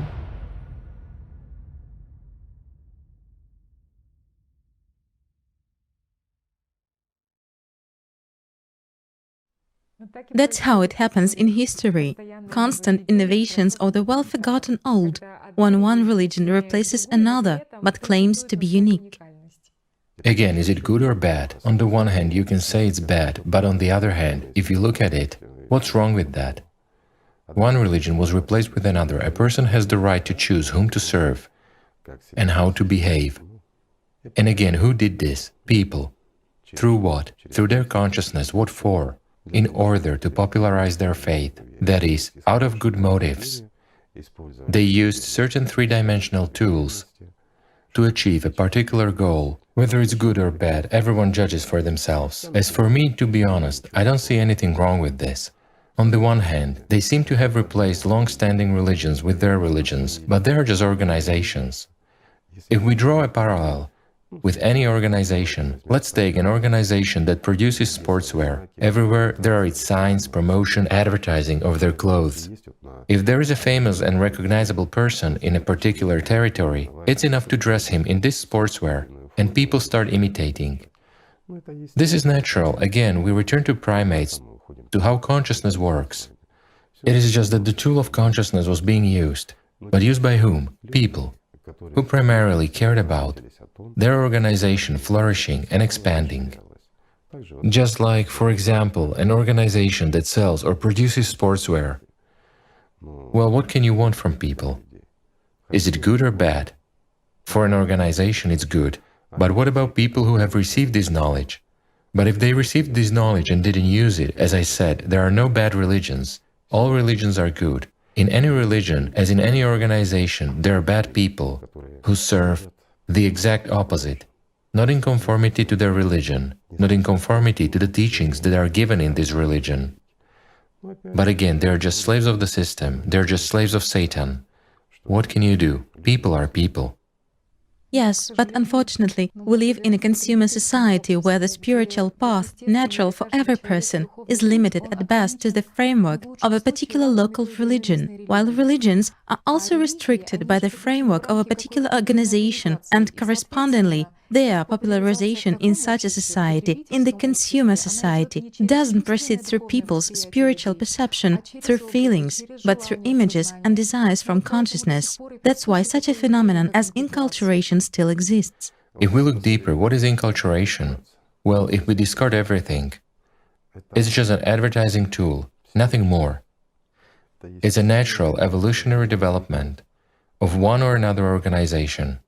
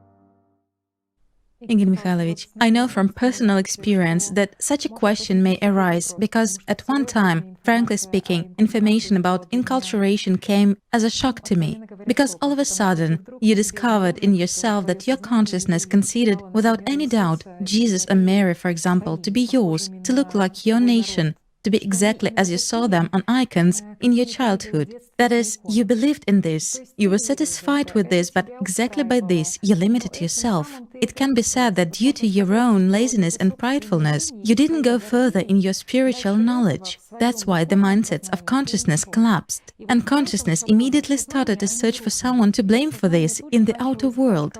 But thanks God, the work on yourself was in progress, and there were certain understandings through feelings.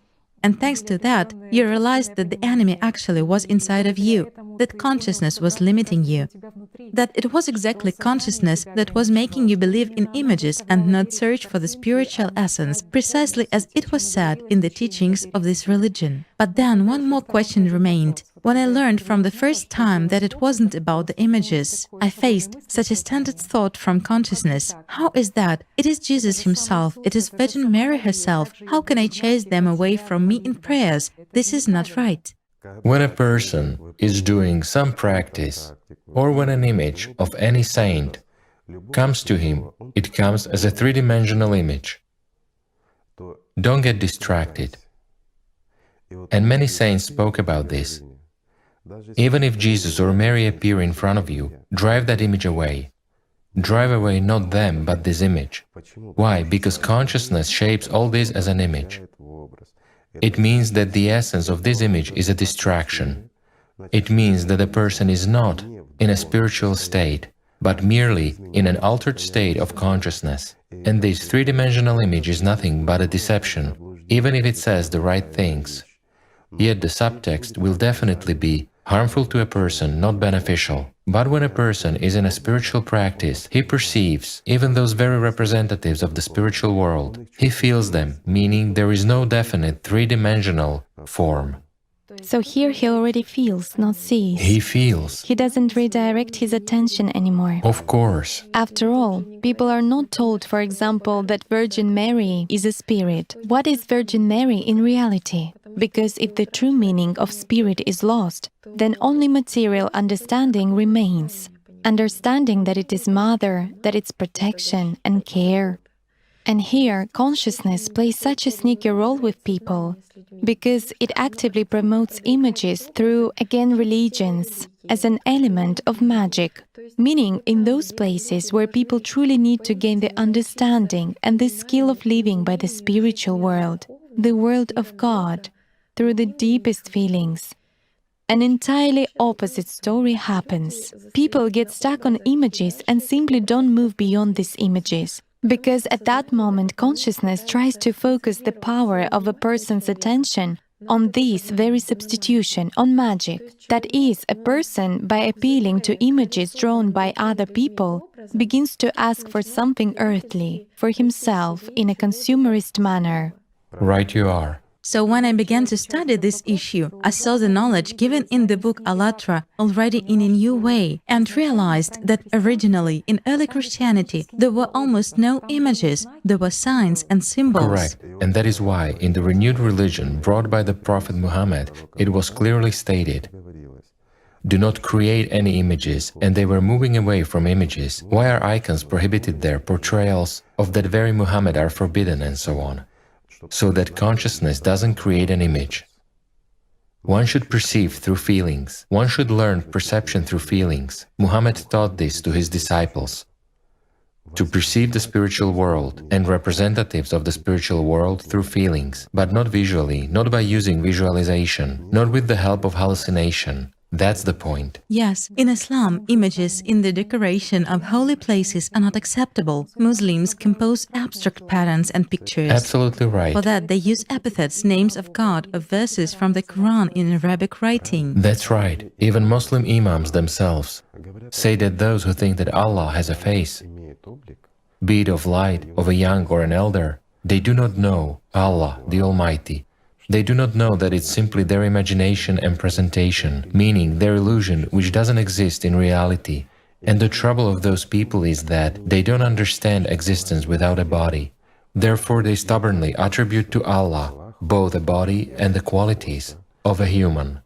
But it is said in the Quran that there is nothing like Him, meaning Allah. Yes, God doesn't have boundaries so that one could imagine Him and mentally comprehend His nature. Whatever you search for in your thoughts, you will not be able to find it to describe His great face, because He has no face. He is so great that there is nothing like Him.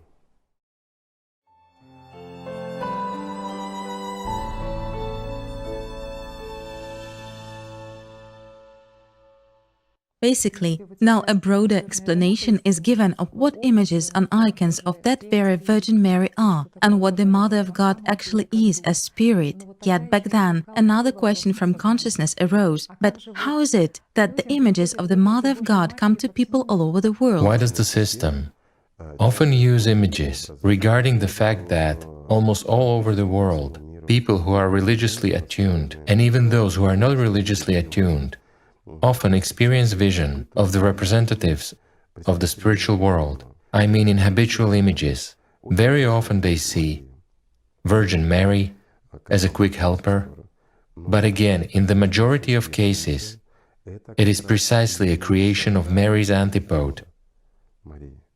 Thus, consciousness uses a familiar image to anchor people exactly in the material. Just note, while being in a sick state, a person is praying, an image of Mary comes to him, and he gets cured. What will happen to that person? His faith will be strengthened. Faith in consciousness, but doubts inside. And a person doesn't go to develop spiritually himself, but he gets stuck exactly in the point that he was selected. He's a chosen one. He was visited and saved.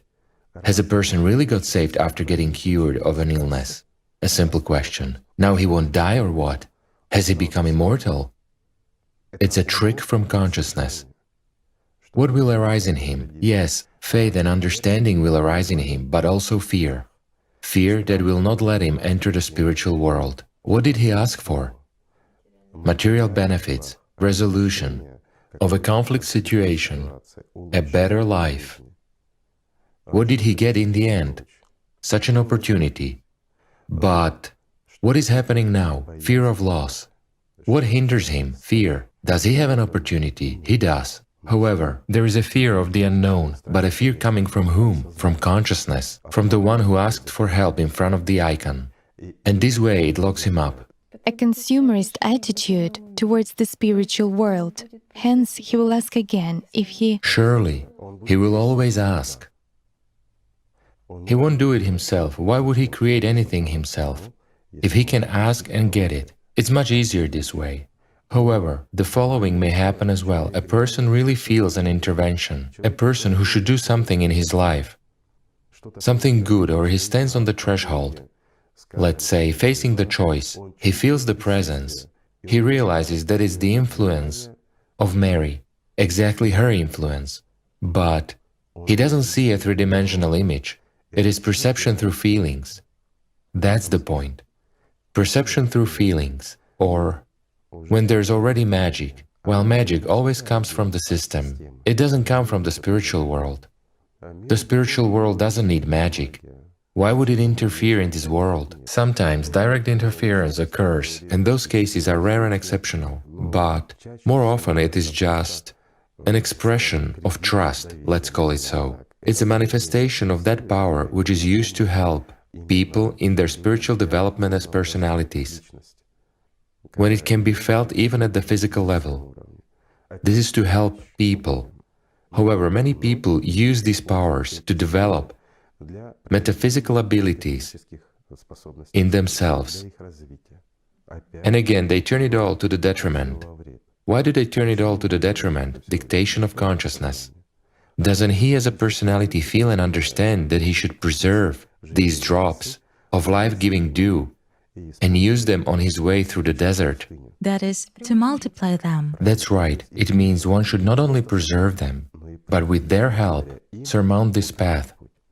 However, consciousness immediately distracts and says, go ahead and invest it here. The person invests and sees a result. You see, it works. You've gained something in three-dimensionality. Yet, what can you gain here that will remain with you? Nothing. All this is an illusion. All this is temporary. Just another picture in your consciousness. That is how consciousness works. So it forces a person to constantly return to the source again and again, doesn't To it? desire this source. And a person strives for this source while not becoming it himself. But he just strives for it, in order to use it, once again for three-dimensionality. He comes for additional powers. Absolutely right. It's nothing more than accumulation of powers. Why are these tools used so rarely? And this is given quite rarely, in fact. It is given in extreme cases, when it is necessary, to help people, but nothing more. First of all, because people often use it for three-dimensionality and not for spiritual growth. Well, sometimes it is used just a confirmation, or it was called a seal. That is, a seal of power. It is something that is manifested.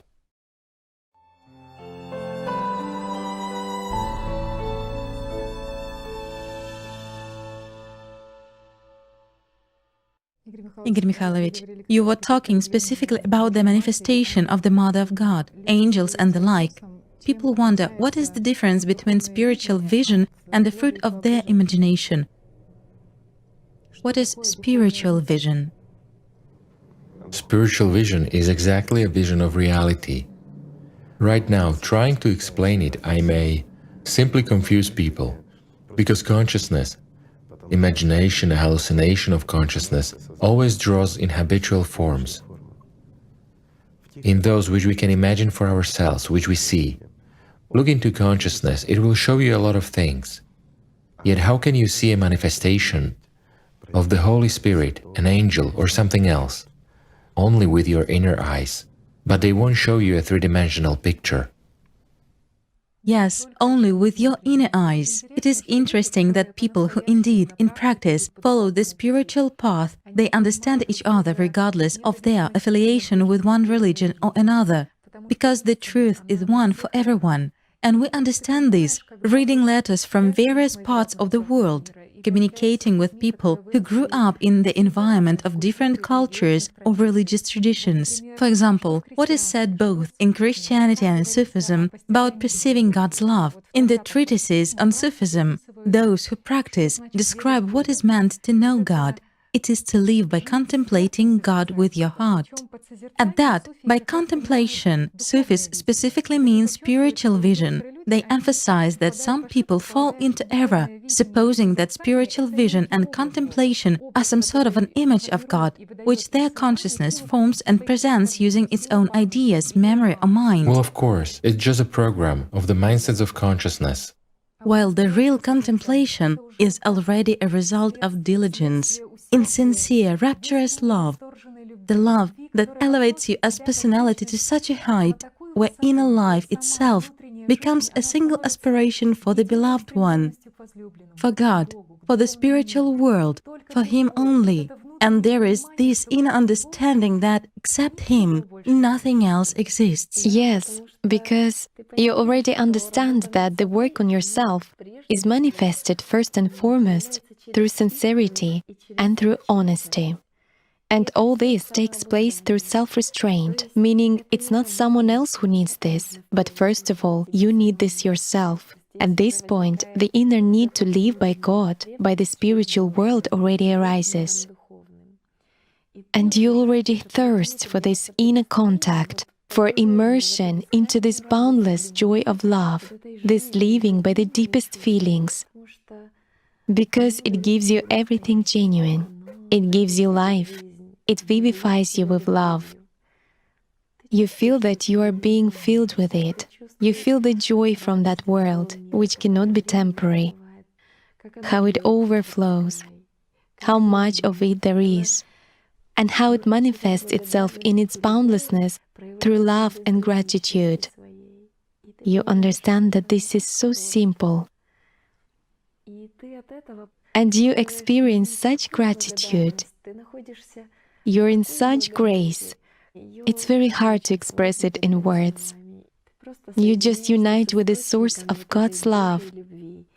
and become its part.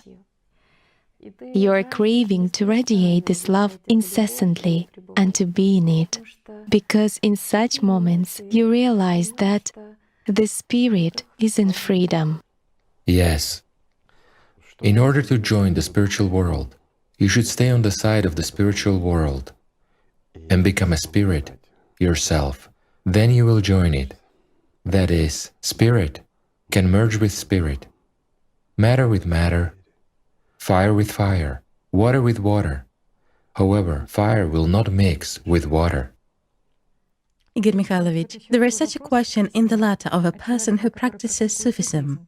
In those very treatises on Sufism, there is such a description that when a person performs mujahad, meaning inner jihad against his lowly passions, then mushahadat is revealed to him, meaning this blissful contemplation of boundless love, this enduring amazement by God's greatness and power.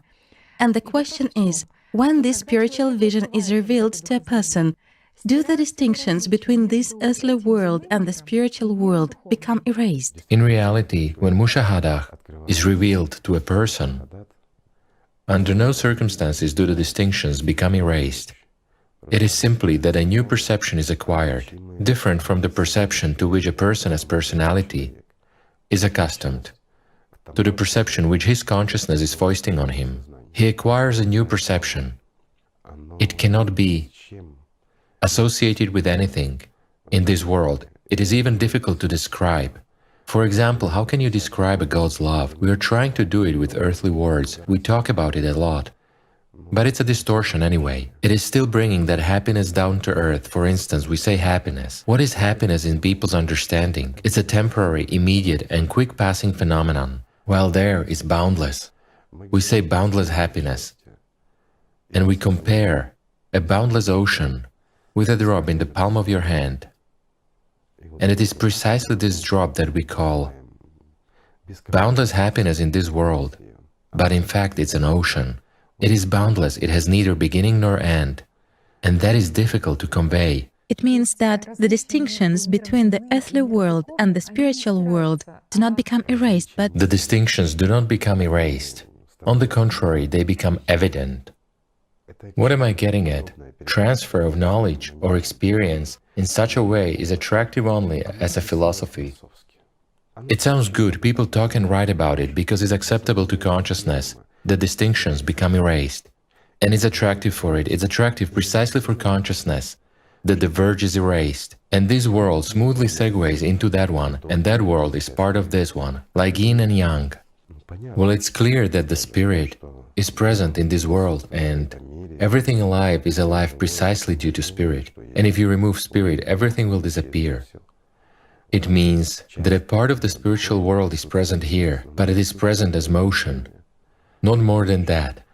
And then everything is done, as it is done, but it is done by the will of the prince who controls this world, and this power is given to him, not because he revolted or he is strong or he is equal to God and has conquered his own world. No, by no means.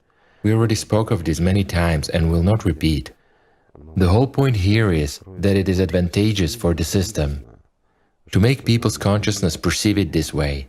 This pleases its pridefulness, while in fact everything changes drastically, and images disappear, and there is an understanding of the emptiness of this world. That's why we said it many times, and I'll repeat it once again, that personality doesn't perceive the three-dimensional world. Personality starts perceiving this world from much higher dimensions. And from much higher dimensions, even speaking the language of physics, this world turns into nothing. It is ridiculous. It is truly ridiculous.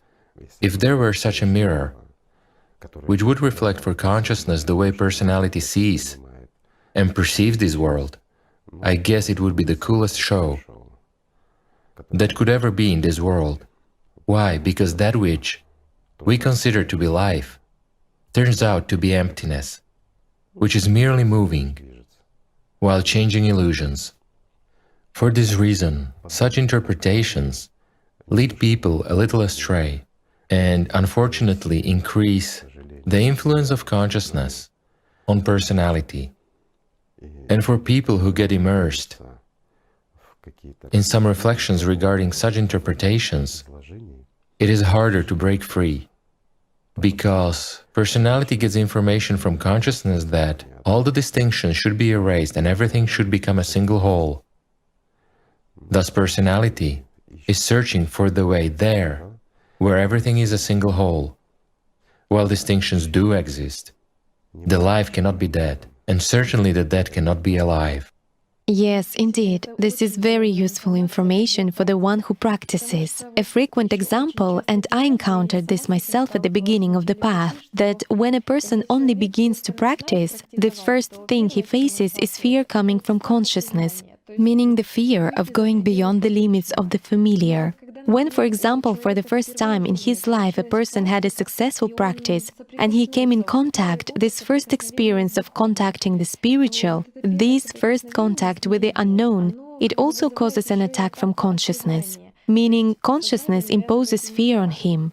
First of all, fear that a person can lose his self-identity. But is this self-identity really his? That's the question. Because in fact, only consciousness can lose its own self.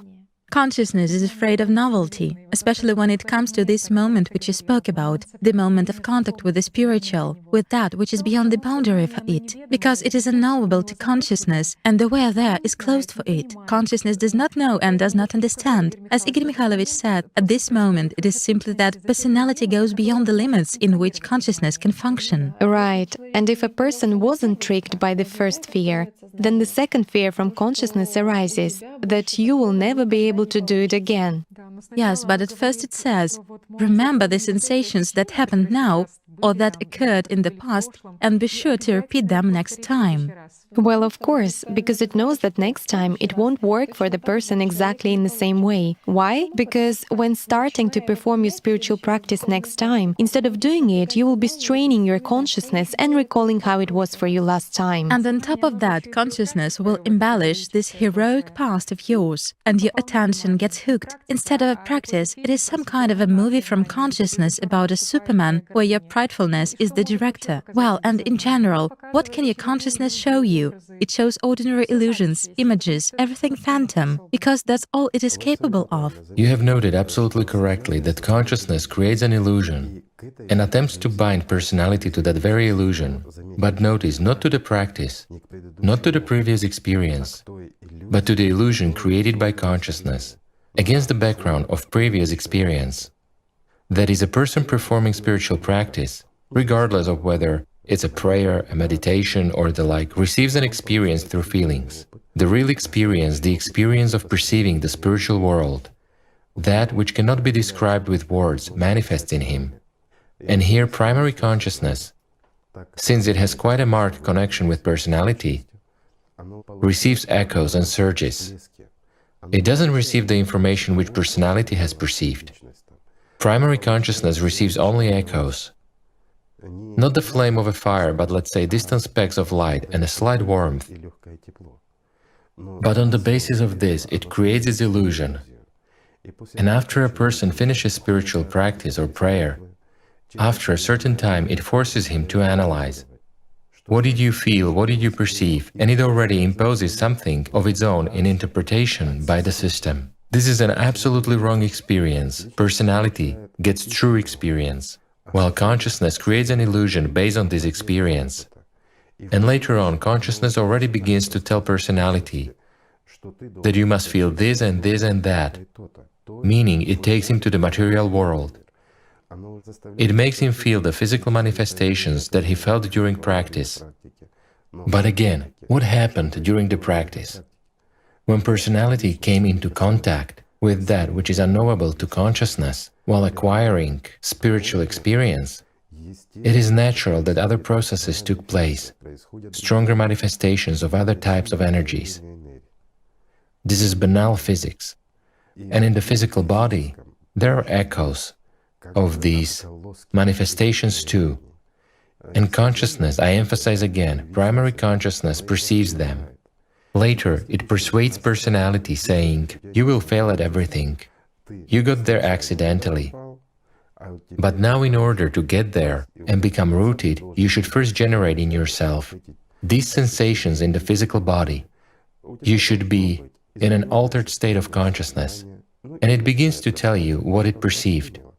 But again, always with a substitution. And a person trying to do something already does it with the help of consciousness, and he doesn't succeed.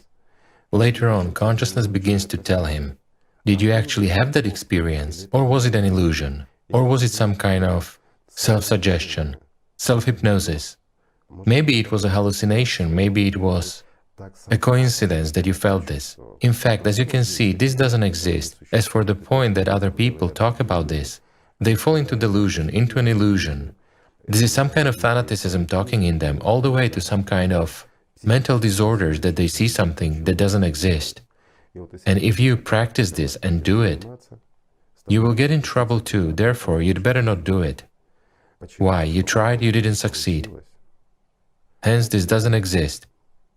This is how, so very often, consciousness simply leads people away from the true path, replacing it with some kind of elementary, let's say, theatrical performances in three-dimensionality, forcing a person to do something physically, to perform some practices, to sit properly, to stand properly. Who cares what the position of your body is? Who cares what you're doing in three-dimensionality? Whether you're hitting a tambourine, piling stones, or performing other rituals, it is just ritualism. It is just what the system is imposing on you. God is near. He is indeed closer than your carotid artery. He is very near, and it is very easy to come to Him. But something much bigger than mountains stands in the way. Consciousness stands in the way, and consciousness is a part of the system. That is, the dead stands on the way to the alive, and this must be remembered. Also, under no circumstances should you focus on what consciousness tells you. A spiritual impulse is needed, a spiritual experience. You should learn just to live. And life is beautiful. And no matter what consciousness says, no matter how it persuades you that you will not succeed and you cannot do anything, this doesn't concern you. It speaks only about itself. Consciousness really cannot do that. And it really doesn't know anything about the spiritual world, only echoes, which people who learn something talk about. And it makes its illusory pictures out of that. Therefore, the main thing is to keep going and not to give up, and not to listen to the guides who are leading you the wrong way. I mean consciousness. Because your consciousness is not yours. It's a part of the system, and this must not be forgotten. Then everything will be fine. Then everything will work out. Right. And when you live by perception through feelings, then you simply live. And there is a huge difference because it is as if you are breathing air. You just know inside how it is to breathe. And that's it. Consciousness doesn't give freedom to personality. You just need to know that if it worked out once, then the second time just don't be daydreaming, don't blame everyone around you for your failure, because this is just a trick, it's a hello from consciousness when it looks for an enemy in the external. You simply need to understand that consciousness can put up such obstacles because it's not beneficial for it if you become spiritually free. And when you understand that this is just the work of consciousness, that this is how it works, you don't fight with it, but simply keep opening up in freedom. That is, you understand that everything becomes very easy, that you don't have attachment to the past, don't have attachment to the future. You understand that in spiritual practice, it is constant now, because this is real life. And in real life, every moment is unique. Absolutely right. Then, you simply live by the inner, you're filled inside. You see this difference when you look at a person with earthly eyes and when you look with an inner spiritual gaze. It becomes very easy to distinguish the truth from lies. Because no matter who says what, you already feel what is really going on. A person becomes like an open book for you. All his thoughts coming from consciousness are visible. He is seen in all his spiritual essence because you feel, and feelings cannot be deceived. You feel who is empty inside and has no spiritual experience which his consciousness boasts about. You also feel those who, like you, are in constant practice, those who live by the spiritual world, who are filled with this near and dear God's love. You see his spiritual essence because you feel it from the inside, and you understand that there is something greater behind it, something that unites both of you. And this experience is not like the one you had in the usual life, when you were feeding consciousness with your attention. Because in three-dimensionality, you were feeding images, you were feeding your consciousness. But when you've started living by the spiritual world, all your attention is directed through the deepest feelings towards God. Your attention is directed to home, to the source. You simply live by the Spirit. Everyone chooses how to live. Everyone makes their own choice. You have absolutely correctly noted. Spiritual vision is strikingly different from the earthly one. Spiritual vision gives an understanding of the truth. You see what is really there, while the earthly vision is just what consciousness wants to impose on you or show you as personality, meaning it creates another illusion, the one you must believe in, one that should distract you from the true purpose, from what you are here for. This is a huge difference. Also about lies. A lie is an element of the system. In the spiritual world, there are no lies and cannot be. In the spiritual world, there is only truth. That is why spiritual vision, again I emphasize, always shows what is really there. An important point, people are striving for magic because, in reality, personality seeks spiritual development. So personality feels this need for spiritual development, development of something beyond the boundary, while consciousness just replaces this need with magic. Yes. There is a point here. It lies in the fact that personality seeks to learn the truth. Personality strives for freedom, for real freedom. Personality does not and cannot have enemies, meaning in the spiritual world, from the spiritual world's position of understanding, personality is absolutely free. It seeks this freedom, it strives for it. While consciousness, as we said many times, does everything to prevent personality from developing as a spiritual being. That is, in order to preserve its power, its illusory power, over personality. That's right, what you've said is absolutely right. Fortunately, I want to note that very many people have started to realize this. And indeed, as of today, we can talk with many without words. Looking ahead, I will say that every year there will be more and more such people. And this is nice, it's really nice. The point is that the language of practitioners, or people who follow the spiritual path and really strive for God, regardless of their religion, denomination, or anything else, it is one. And people feel each other. God is really one, the spiritual world is one, and people have absolutely nothing to divide. Consciousness separates. It creates enmity and imposes an illusion simply because of power, because of the desire to dominate over personality. But when people get to know what the spiritual world really is, they become one family, regardless of nationality, of religious views. Whether a person was an atheist or whoever he was, before he was able to feel that the spiritual world exists.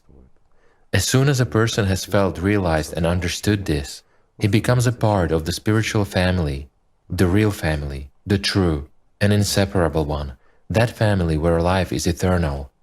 It doesn't end. And naturally, it's not in three-dimensionality, it's not in the earthly. Everything earthly is finite. Whatever is here, it's all temporary. Even those very illusions that consciousness imposes are temporary. That's why such moments arise when people faithfully serve in religion all their lives, And until the last day they doubt, is there really God? Why? Because they were serving consciousness. And here's the point, whom were they serving with their consciousness? Well, definitely not God, definitely not the spiritual world. They were only serving the system, to benefit some organization, to satisfy their own desires or something else, but most often to satisfy other people's desires, imposed upon them by someone else's consciousness, not even their own. But when people learn, in practice, in reality, when they acquire knowledge, they no longer need words. They understand this. They know. They know who they are, they know where they are going and why. This is the highest value. That's what people come here for. To be born alive. Yes. Igor Mikhailovich, I was very touched by what you just said, especially by what you said about one family in a spiritual sense, that consciousness banally twists everything and brings up earthly ideas about one's family. It immediately fragments and divides. It shows you some specific people, images. So to say, shows you relatives by flesh and blood.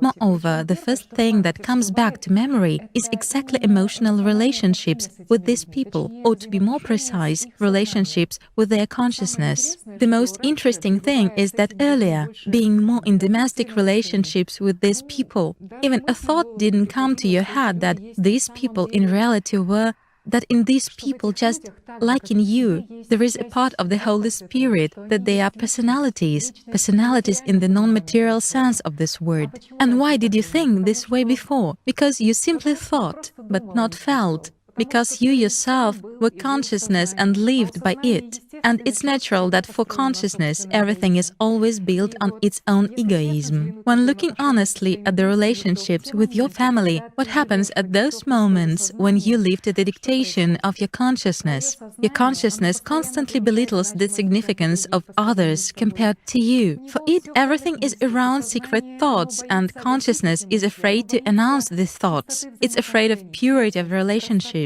of honesty and simplicity. Why? Because it craves power. It is concerned about its crown. What bad things were said about you and by whom, or on the contrary, who praised you. And in all of this, your entire life is passing, or to be more precise, the life of your consciousness is passing. But when you realize that you are actually personality, then in another person, you also already see, first of all, his spiritual potential. You see a spiritual personality, and most importantly, you feel it, regardless of what your consciousness is telling you. Absolutely right.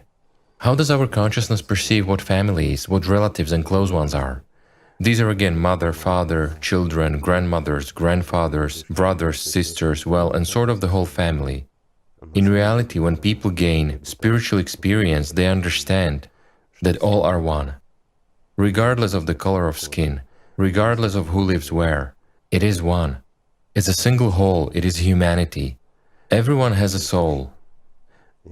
And hurting someone is wrong, is the same as hurting the closest one.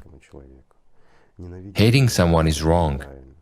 Even if he's evil and did something bad to you, you should understand that is his consciousness. I'm not saying that when they hit you on the left cheek, you should turn your right one. When the system is in front of you, you should make it understand. It won't comprehend otherwise, but I want to emphasize the personality as a potential spiritual being is the same in everyone. It belongs more to the spiritual world, and only when it gives up, loses its personal Armageddon, and becomes a part of the system, then it simply dies. Yes, slowly, so personality is a problem. After-death sufferings are also terrible, but it's not the point. This is temporary anyway. It stops existing in either case.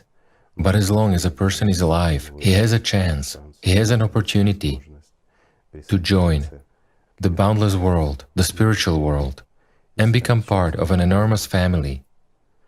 And here it's important to understand that any evil which a person multiplies from consciousness really stands between personality and the spiritual world and moves you further away from the people closest to you. And as I have already said, the closest person is any person.